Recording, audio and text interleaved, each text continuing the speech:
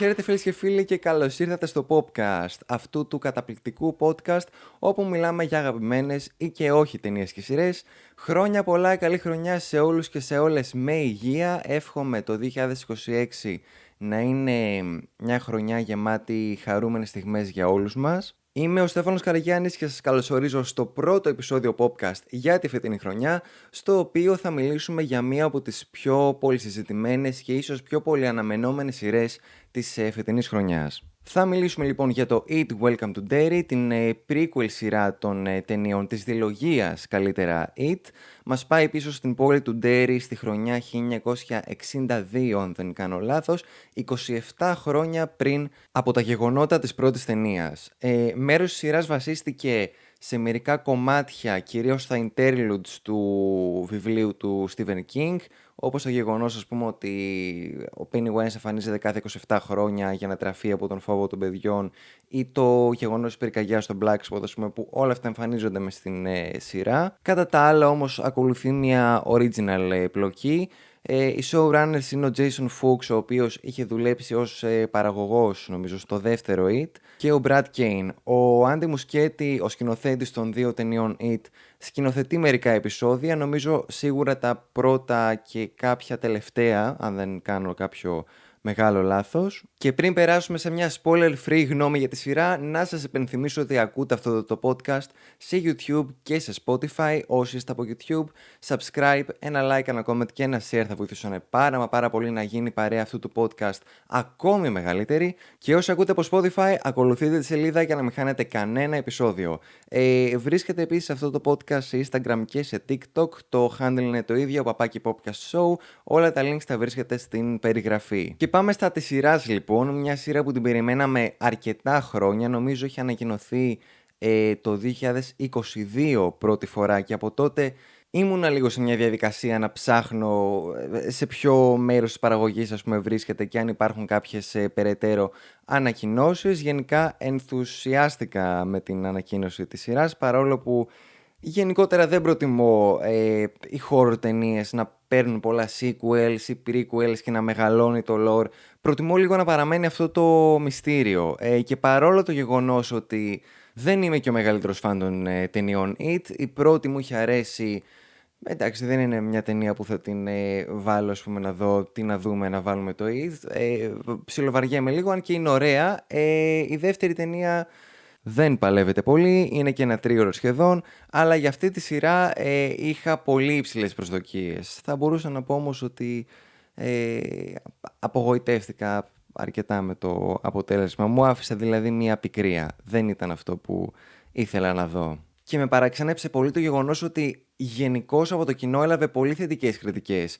Η σειρά κατά το μεγαλύτερο μέρος της, ας πούμε, οδηγείται πάρα πολύ από την πλοκή. Βρίσκεται συνεχώς σε μια κουραστική διαδικασία του να προσπαθεί να βρει elements για να προσθέσει ώστε να βγούνε τα επεισόδια και φαινόταν πάρα πολύ αυτό. Η ανάπτυξη των χαρακτήρων ήταν αρκετά ρηχή και αυτό το θεωρώ ένα από τα βασικά προβλήματα της σειράς που θα αναλύσω περισσότερο, εννοείται, στο spoiler κομμάτι του επεισοδίου. Στη σκηνοθεσία γίνεται αρκετά καλή δουλειά, θα μπορούσα να πω, όχι σε όλα τα επεισόδια, αλλά για το μεγαλύτερο μέρος της σειράς γίνεται τίμια δουλειά. Το σενάριο είναι πολύ μέτριο. Σε μερικά σημεία η δομή του και οι διάλογοι δηλαδή είναι σαν γραμμένη από παιδεία δημοτικού. Διάβασα αρκετά σχόλια από κοινό, τέλος πάντων, της σειράς που έλεγαν ότι αυτή η σειρά είναι ο άμεσος συναγωνιστής, τέλος πάντων, του Stranger Things. Σε καμία περίπτωση δεν συμβαίνει αυτό και θα εξηγήσω και τον λόγο σε όλο το υπόλοιπο spoiler review που ακολουθεί. Επομένως, όσοι δεν έχετε δει τη σειρά, μπορείτε να πατήσετε pause και να επιστρέψετε αργότερα και ας μείνουμε όσοι έχουμε παρακολουθήσει τη σειρά για να μπούμε στο spoiler κομμάτι αυτού του επεισοδίου. Θα το πάω κυρίως επεισόδιο-επεισόδιο για να κρατήσουμε έτσι μια σειρά, ξεκινώντας με τα πρώτα δύο επεισόδια, τα οποία είναι αυτά που σκηνοθέτησε ο Muschietti. Η σειρά ξεκινά αρκετά δυνατά, θα μπορούσα να πω, με αρκετά body horror στοιχεία. Όπως είχαμε δει και στις ταινίες It, υπάρχει έτσι μια οπτική σύνδεση, ας πούμε. Γενικώς το πιλωτικό επεισόδιο ακολουθεί κάπως το pattern της πρώτης ταινίας, με αρκετά κομμάτια, ας πούμε, να είναι και λίγο copy-paste, όπως η σκηνή στο μπάνιο με τον νηκτήρα, ας πούμε, που ήταν εντάξει κατευθείαν από την πρώτη ταινία. Δεν ήταν κάτι που με πείραξε αυτό, ίσα-ίσα, εντάξει, θεωρώ ότι έπαιξαν λίγο εκ του ασφαλούς τα πρώτα επεισόδια, αλλά έπρεπε κάπως να γίνει η σύνδεση με το σύμπαν, τέλος πάντων, του It. Μου άρεσαν πάρα πολύ οι πρώτες σκηνές με τον Μάτι που σε βάζει κατευθείαν στον κόσμο του Ντέρι και στο πόσο παράξενο και αλόκοτο είναι. Γενικώς τα πρώτα 2 επεισόδια έστησαν πολύ ωραία την ατμόσφαιρα της κομμόπολης αυτής. Η δομή των επεισοδίων τέριαζε πολύ ωραία για μια horror σειρά που ακολουθούμε την πλοκή και κάποια στιγμή θα έχουμε 1-2 στιγμές δυνατού horror. Και αυτός ο ρυθμός και η δομή σταμάτησε στο δεύτερο επεισόδιο. Αυτό ήτανε, μετά μας χαιρέτησε η σειρά. Το τρίτο επεισόδιο ήταν μακράν το χειρότερο επεισόδιο όλες τις σεζόν για πάρα πολλούς λόγους. Δυσαρεστήθηκα πολύ από το γεγονός ότι υπάρχουν ενήλικες οι οποίοι γνωρίζουν πολλά πράγματα και είναι ενεργοί στην ιστορία. Εκεί μου το χάλασε όλο η σειρά. Γιατί η βάση και η ουσία του It από τα βιβλία του Stephen King ακόμη είναι ότι όλα τα περίεργα και τα αλόκοτα συμβαίνουν στα παιδιά και εκείνα είναι που προσπαθούν να αναζητήσουν και να τα ερευνήσουν, τέλος πάντων. Όταν μου πετάς χαρακτήρες οι οποίοι γνωρίζουν τι συμβαίνει ακριβώς και μπορούν ανα πάσα ώρα και στιγμή να κλείσουν την υπόθεση της σειράς, εκεί νομίζω είναι που χαλάει όλο το μυστήριο και πλέον δεν έχεις stakes για την ιστορία και για την δράση των πρωταγωνιστών. Μιλάω κυρίως για τους χαρακτήρες του στρατηγού αυτού, τέλος πάντων, που δεν θυμάμαι πώς τον λένε, και της Rose, που για μένα ήταν από τα μεγαλύτερα προβλήματα της ιστορίας αυτής.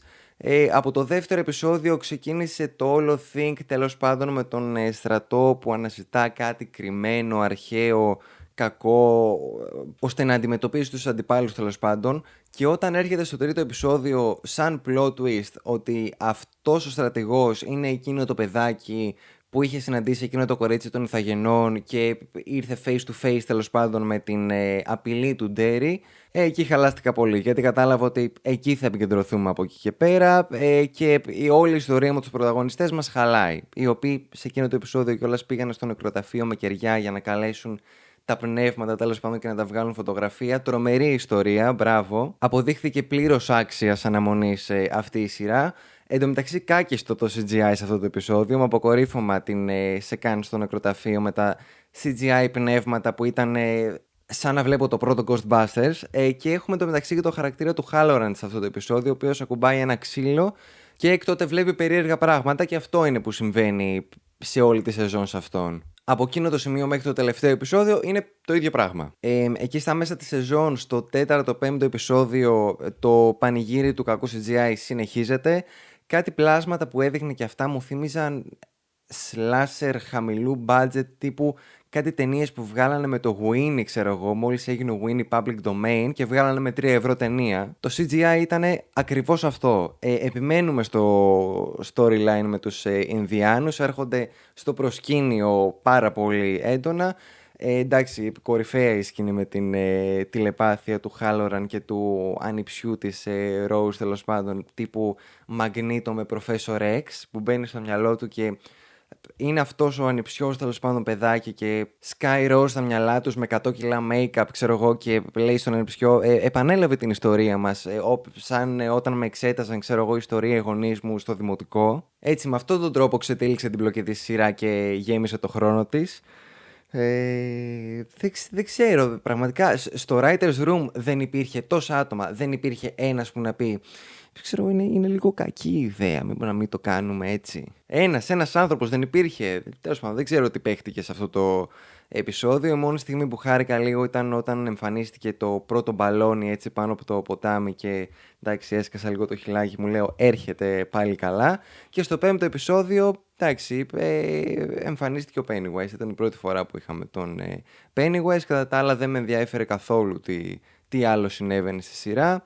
Και στο 6ο και 7ο επεισόδιο ήταν εκεί που ξεκινάει, ας πούμε, αυτό που περίμενα και ήθελα να δώσει σειρά, το backstory του Pennywise. Το 7ο επεισόδιο είναι με διαφορά, νομίζω, το καλύτερο τη σεζόν, και από άποψη Pennywise και από την άποψη ότι Βλέπουμε επιτέλους τους ανθρώπους του Ντέρι, ξέρω εγώ, ότι και αυτοί είναι πάρα πολύ περίεργοι και αυτοί είναι στην ουσία που βυθίζουν στο σκοτάδι το Ντέρι. Και νομίζω αυτό είναι το κατάλληλο σημείο για να ανοίξουμε το κεφάλαιο Bill Skarsgård στην σειρά, μιας που θεωρώ ότι την έσωσε από την καταστροφή. Πολύ δυσκολότερο το task που του δόθηκε από τις ταινίες It, μιας που στην ουσία εδώ έπρεπε να παίξει 3-4 διαφορετικούς χαρακτήρες. Έπρεπε να είναι ο Bob Gray, έπρεπε να είναι ο Bob Gray ως Pennywise και έπρεπε να είναι και ο Pennywise. Τρομερή ερμηνεία του και ο τρόπος με τον οποίο αποδίδει τις αλλαγές στην περσόνα αυτού του ανθρώπου. Κάτι το οποίο είναι εξαιρετικά δύσκολο και το κάνει να φαίνεται υπερβολικά πολύ απλό. Και εντάξει, το ταλέντο αυτού του ανθρώπου νομίζω είναι αδιαφυσβήτητο, όπως και ολόκληρου του Σκαρσγαρέου. Σίγουρα το highlight της σειράς και ίσως και ο μοναδικός λόγος για να μπει στη διαδικασία κανείς να τη δει. Για το τελευταίο επεισόδιο, επειδή το 7ο ήταν καλό, είχα μια ελπίδα ότι κάτι ακόμη καλύτερο θα γίνει στο 8ο. Δεν έγινε τίποτα τέτοιο εννοείται. Γίνεται ολοφάνερο exposition στην αρχή για να καλύψουμε όλα τα κενά που δεν έχουμε καλύψει σε όλα τα προηγούμενα επεισόδια της σειράς, γιατί ασχολούμασταν με βλακίες. Όπως για τον Dagger, ας πούμε, αυτό το ορυκτό που είχαν τέλος πάντων και για τις ικανότητες του. Οι διάλογοι μοιάζουν πάρα πολύ αναγκαστικοί, κανένα ίχνος αυθεντικότητας και ρεαλιστικότητας, όπως και σε ολόκληρη τη σειρά εξάλλου. Αυτό το επεισόδιο φάνηκε πολύ έντονα το ότι είμαστε στο τελευταίο επεισόδιο, πρέπει να το χωρίσουμε σε 3 μέρη και να βγει περίπου 1 ώρα. Οπότε το πρώτο θα είναι exposition, το δεύτερο θα είναι η δράση και όλα αυτά και το τρίτο θα είναι το δραματικό, που σε καμία περίπτωση δεν λειτουργήσε, γιατί σε ολόκληρη τη σεζόν σου δεν με έκανες να ενδιαφερθώ για τους πρωταγωνιστές σου. Ήταν κάπως αυτό το επεισόδιο σαν να δίνεις εξετάσεις αύριο και να διαβάζεις τελευταία στιγμή, ξέρω εγώ. Σαν να σκούνταγαν το σκηνοθέτη ξύπνα τελευταίο επεισόδιο και αυτός. Ναι, τελευταίο επεισόδιο, πάμε λοιπόν. Teamwork, έτσι, γιατί έτσι, αυτό γίνεται συνήθως στα τελευταία επεισόδια. Pennywise με φτερά και στο τέλος τον σκοτώνουμε. Άφησαν και ένα 20 λεπτό στο τέλος για να κάνουμε ένα generic κλείσιμο των χαρακτήρων τέλος πάντων και τη σεζόν και ρίχνουμε και ένα teaser στο τέλος για την επόμενη και αυτό ήταν.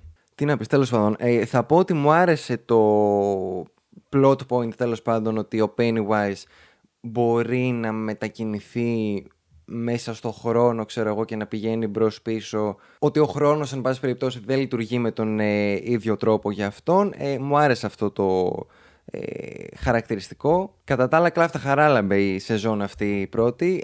Πάμε λίγο να πω περισσότερο για την ανάπτυξη των χαρακτήρων, το οποίο είναι ένα από τα μεγαλύτερα beefs μου με την σειρά και ήθελα από πριν να το αναλύσω, μιας που θεωρώ ότι η σειρά γενικώς δεν αφήνει καθόλου χώρο για τον κόσμο και τους χαρακτήρες να αναπνεύσουν. Επί της ουσίας δεν γνωρίζουμε ποτέ τον Ντέρι πέρα από τα πρώτα 2 επεισόδια που μας δείχνει ότι είναι λίγο περίεργο και αυτά και συμβαίνουν παράξενα πράγματα και είναι το χειρότερο πιθανό μέρος για να μείνεις. Μετά δεν ασχολούμαστε καθόλου με αυτό και δεν συνεχίζουμε καθόλου αυτήν την ατμόσφαιρα.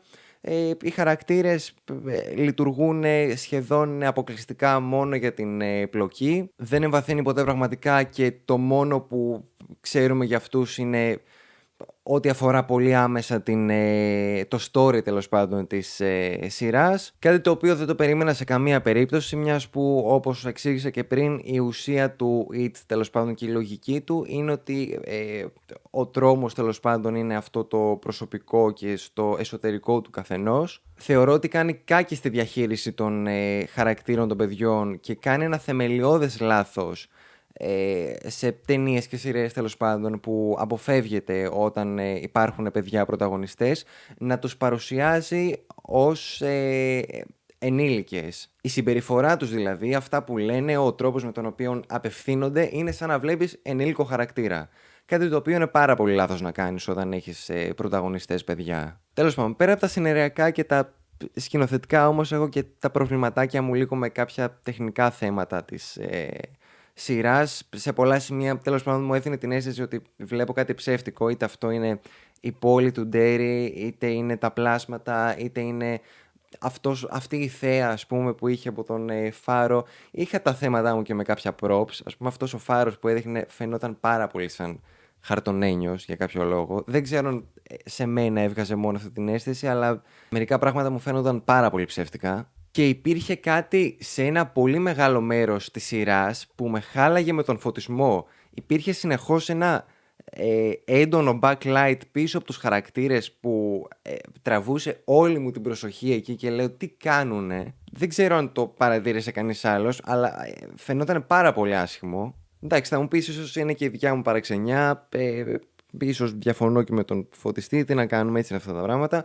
Γενικώς αυτή η πρώτη σεζόν ήταν πολύ μέτρια. Σε καμία περίπτωση αυτό που περίμενα να δω και που ήλπιζα τέλος πάντων για αυτή την σειρά. Έχει ανακοινωθεί ότι συνολικά θα έχει 3 σεζόν, η δεύτερη θα βγει σε 1-2 χρόνια νομίζω, από το 27-28, δεν είμαι σίγουρος, νομίζω ούτε αυτοί έβγαλαν επίσημη ανακοίνωση, στην οποία δεύτερη σεζόν θα πάμε πίσω στην δεκαετία του 30 και θα δούμε τι συνέβη εκεί. Τέλος πάντων, εδώ θα είμαστε, ευελπιστώ, και σε αυτήν την δεύτερη σεζόν για να την σχολιάσουμε. Αφήνω λίγο χρόνο σήμερα γιατί θέλω να δούμε κάποια κινηματογραφικά νέα για το κλείσιμο του επεισοδίου. Το πρώτο αφορά πολλά νέα που είχαμε σχετικά με το Batman Part 2, το οποίο θα ξεκινήσει αυτή την άνοιξη νομίζω τα γυρίσματά του και θα κυκλοφορήσει τον Οκτώβρη του 27, όπως ότι ο Sebastian Stan θα είναι στην ταινία